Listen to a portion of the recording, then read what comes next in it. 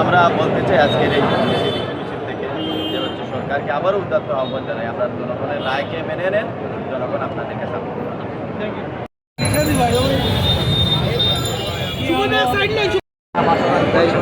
এটাকে আমরা জুলাইয়ের শহীদদের রক্তের সাথে অবমাননা হিসেবে দেখছি। আমাদের পক্ষ থেকে দাবি হচ্ছে যে